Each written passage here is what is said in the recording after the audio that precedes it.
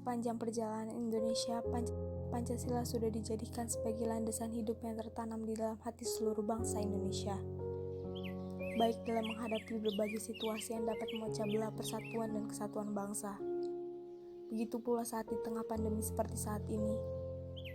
Negara-negara di dunia kini tengah menghadapi pandemi COVID-19 yang telah memberikan berbagai macam perubahan yang sangat signifikan.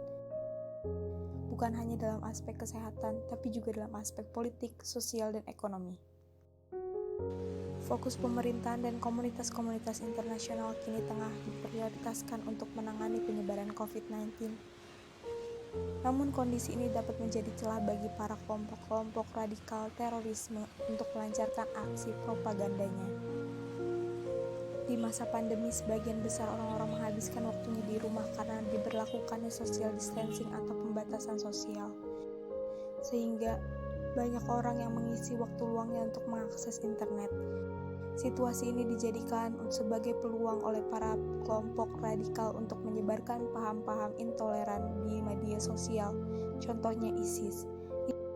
ISIS memanfaatkan situasi ini untuk menyebarkan paham intoleran dengan menggunakan platform virtual.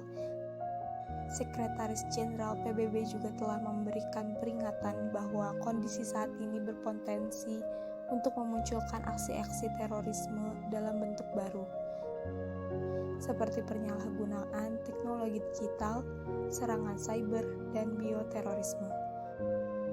Lalu apa sajakah yang dapat dilakukan oleh para pemuda Indonesia dalam situasi saat ini?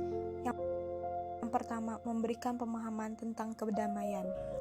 Agama apapun sangatlah menjunjung tinggi perdamaian dan toleransi antar umat beragama. Tidak ada agama yang menganjurkan umatnya untuk melakukan kekerasan dan teror. Oleh karena itu, para pemuda diharapkan untuk membantu pemerintahan untuk memberikan pemahaman kepada masyarakat tentang betapa pentingnya kedamaian dan toleransi. Yang kedua, menyebarkan virus damai di media sosial. Sebagian besar pengguna internet dan media sosial di Indonesia adalah para remaja. Umumnya kita menguasai internet untuk mencari informasi, untuk berkomunikasi, dan untuk mencari hiburan. Namun hal ini dijadikan sebagai celah oleh para kelompok-kelompok radikal untuk menyebarkan paham-paham intoleran. Oleh karena itu diperlukan aksi dari para pemuda untuk menyangkal informasi-informasi yang menyesatkan di sosial media dengan menggunakan konten-konten damai, sehingga konten-konten damai di media sosial dapat mengalahkan konten-konten intoleran yang disebarkan oleh para kelompok-kelompok radikal. Yang ketiga, menjaga kesatuan dan persatuan. Generasi muda merupakan generasi penerus bangsa yang memiliki keberanian, kepintaran, dan tekad yang kuat untuk melindungi bangsa Indonesia.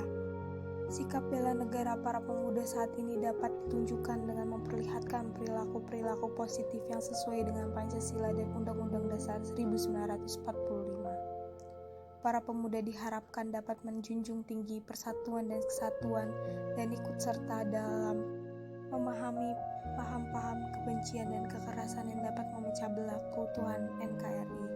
Karena sebagai pemuda sudah merupakan kewajiban bagi kita untuk menuliskan cita-cita bangsa ini menjadi bangsa yang terbaik di mata internasional.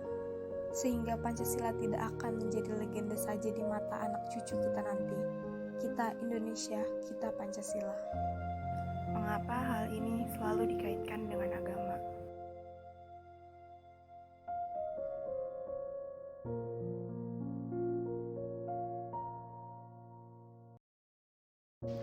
Mengapa kita tidak berhenti memperdebatkan hal ini?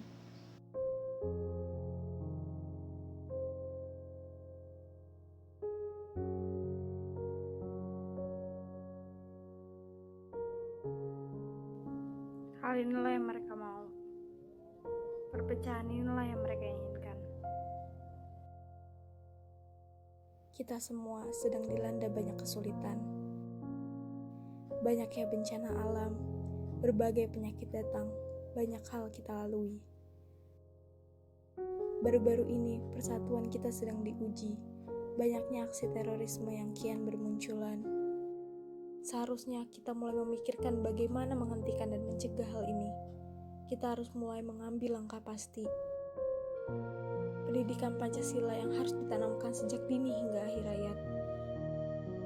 pemahaman bahwa kita satu, Bhinneka Tunggal Ika, Indonesia.